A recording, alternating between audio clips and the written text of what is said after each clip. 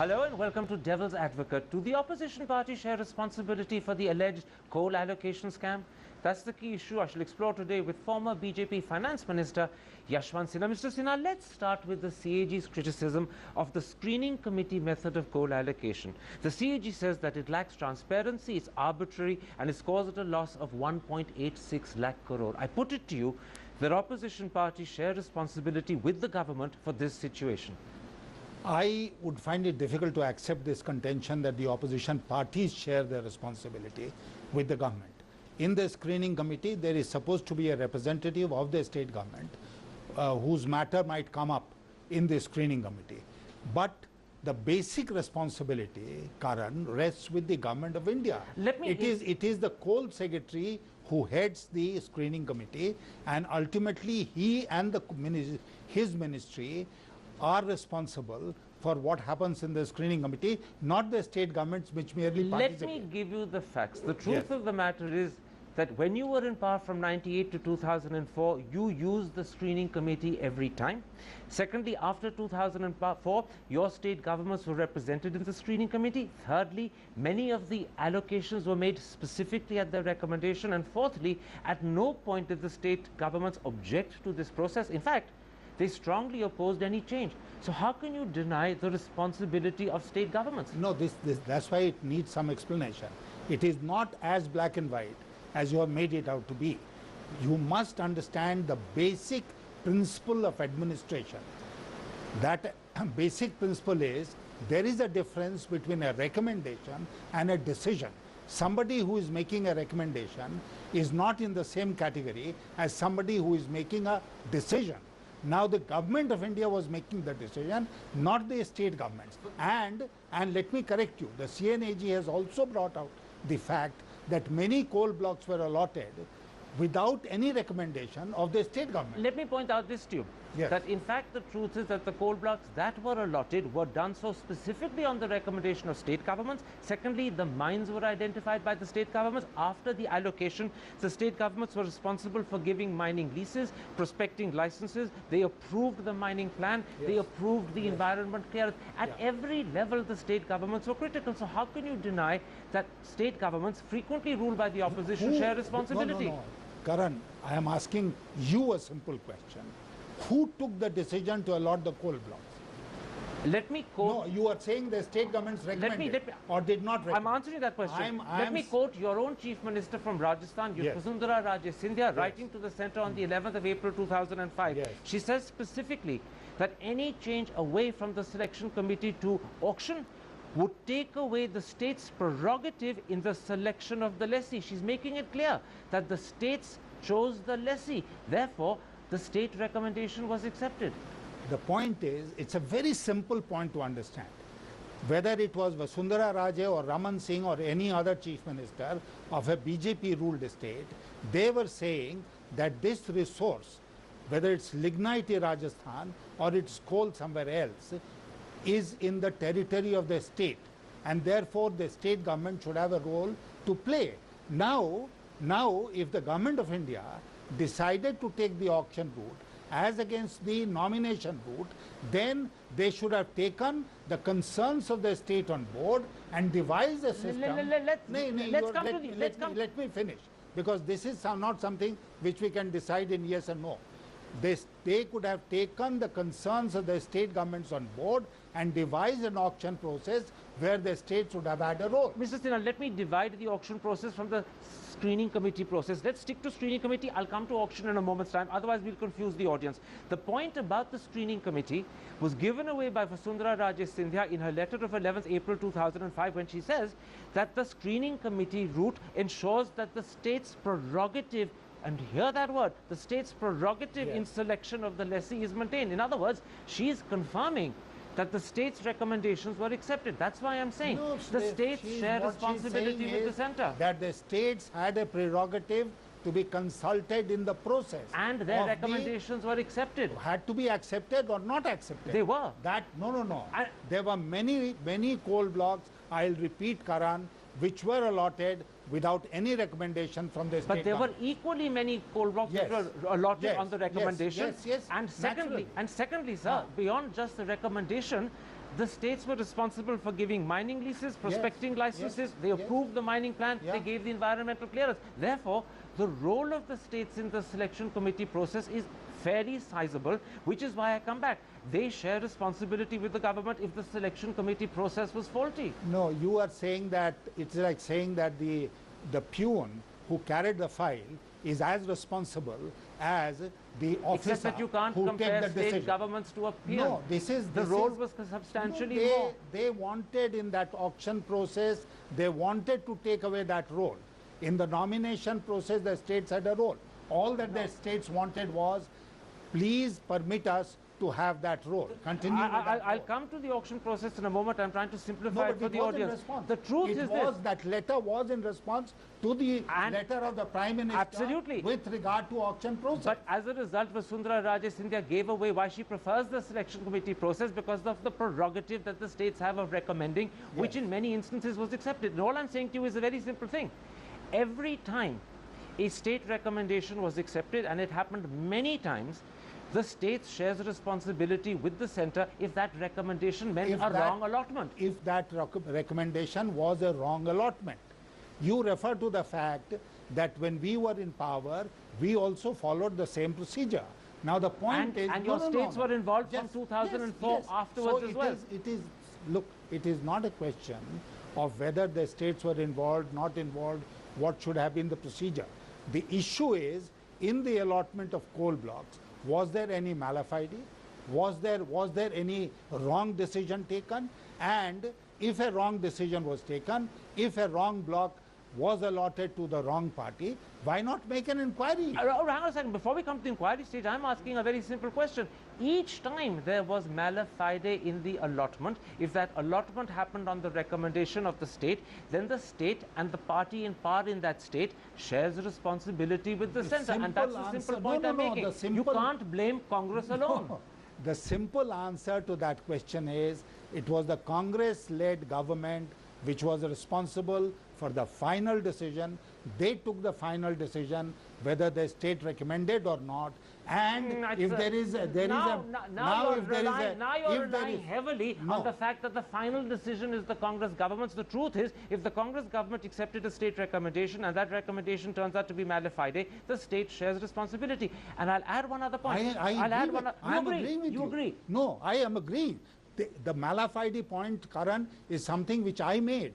And I said if there has been any allocation of a coal block where there is malafide and CBI investigation is taking place, by all means, we never said don't go ahead and take action. So we've achieved consensus on one point. If there was malafide, it was there from before. If there was malafide in an instance where the allocation was made on the recommendation of a state, that state and the party in power in that state shares responsibility with the centre. We agree on that point. We agree. All right. We agree. We never disagreed.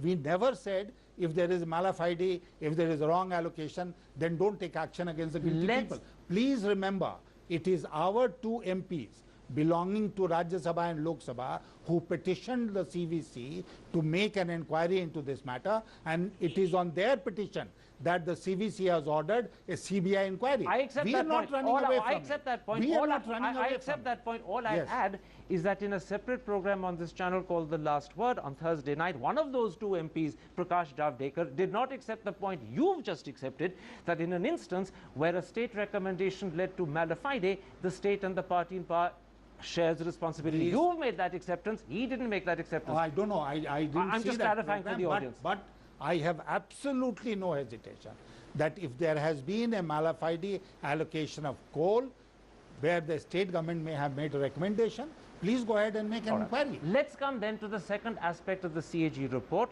the 8-year delay in implementing an in-principle decision taken in 2004 to switch from the screening committee method of allocation to auction. Once again, I put it to you that parties in power in coal-producing states who vehemently opposed the switch to allocation share responsibility with the central government for that 8-year delay. No. And any loss that ensued, they share responsibility for that. I don't accept that contention at all. I strongly refute that contention. I told you in the beginning that it was the responsibility of the government of India, which had asked for the comments of the state governments, to take their comments on And then into override it and consideration. overturn it. No. Take their comments into consideration, take their concerns on board, and take a decision. Just a No moment. state, did any state government... So, listen, did any state government say, take 6 years in deciding No, this hang on a moment. They may not have No. said take 6 years because that's an imaginary thing. No one What knew is to take imaginary? 6 years. 6 years Let is me imaginary. quote, let me... Is 6 years imaginary? Let me, Mr. That Sinha, is what happened. Let me, Mr. Sinha, quote your state governments to you. First, on the 28th of March 2005, the Chhattisgarh Chief Secretary wrote to Delhi, and this is what he said. The state government is not in agreement with the proposed change in the policy of allocation of captive coal blocks. The present policy of allocation, i.e. the screening committee method, must be continued. That was a clear indication from Chhattisgarh. They do not want auction. They were opposed to it. How can you deny it? Let me give you another example. Take the goods and services tax. No, let's stick to No, coal. no, no. Just a moment. The goods and services tax. There are many state governments which are opposing it. But even then, the government of India has introduced a constitutional amendment bill on GST in Parliament. Now, the state government's responsibility is to protect their own interest. And it's the government of India's responsibility to take the final call. Once again, no. Once I again, think what you're suggesting, you are completely on the wrong Mr. track. Sinha, what you're because if the suggesting- whole purpose of this exercise, Karan, is to somehow blame the BJP governments, not somehow then we are blame. barking up I'm not wrong. No, somehow you blaming. are. I'm saying opposition parties must share the blame. I'm not saying in what proportion, but they must share the blame. Why did the coal ministry Just a consult? moment. Just a moment. Why did the coal ministry consult the state government? Because they wanted their consensus. No, why you wait for the consensus? If you are convinced that something is good, go ahead and do it. No, the problem is this. No. The coal producing You state- in one Let me- case, just a in moment. one case you want consensus. Let me- In another no. case you don't want Let's consensus. not confuse the issue by bringing No, GST. no, Let me come back to. it's a let me principle. come back to It's Vasundhara not Raje. confusing. It is a it is a matter of principle. Let me come back on a matter of principle to Yes. Vasundhara Raje Scindia's letter of 11th April 2005, written when she was Chief Minister of Rajasthan. She says she objects to the auction method, and listen to her reason, because it is against the spirit of the Sarkaria Commission's recommendations, which means she says that the auction method will undermine the federal character of India's constitution. If, as you're hinting and suggesting, the centre had overwritten such objections, you would have been the first to turn around and say they're undermining the constitution. You would have screamed blue murder. Karan, let's get what I am saying right, okay? I am saying the centre approached the state governments for their comments. The state governments responded and gave their comments. They expressed certain concerns. They expressed clear opposition. Okay, this was one. This was one, that the states must have a say in this allocation. They didn't want to say, they didn't want auction at all. They didn't want auction because... At all, full stop. Look, because the resource is situated in the state, they did not want, as has been happening unfortunately in this country, that resources, natural resources from poorer states have been backward states, have been taken away elsewhere. Whatever the reason, they No, hamstrung the you- government. no. They hamstrung the government. It No, couldn't they proceed. did not. I'm telling you they did not. And if this same government did not feel hamstrung on the GST issue, then why did they feel So hamstrung what you're on the saying coal? is they should have defied the states. No, there is no question of defying the state. There is a question of taking the concerns of the state. If the government of India was concerned, was convinced that Sarkaria Commission tenets were not being violated, they should have... In other words, ignore Was there- Vasundhara was- Raje Scindia. That's No, what you're saying. was Ignore there- Vasundhara was there a Raje, reply? ignore Raman Singh. Karan, was there a reply to this letter that Vasundhara wrote or Raman Singh wrote by the government of India to the state government? All right. Was there a reply? I don't know. I haven't No, got the facts. check up. All right. Why didn't they reply? The point. Why didn't they reply? The point. Simple question. The point is that they spent a lot of time thereafter trying to convince the states. No, Ultimately, they did not. have succeeded. No, they All right. did not. They kept quiet. In the meanwhile, they went on making allocations freely. You refer to the NDA period. If we gave Okay. 30, 33 coal blocks, they gave in excess of 150, 160. All right. The audience will have heard your explanation. Let's leave it to the audience to judge. Of course. Whether in fact the states cooperated or whether they obstructed, whether the states share responsibility or not. Let's take a break and come back and talk instead about the BJP's behavior in Parliament. That's in a moment's time. See you after the break.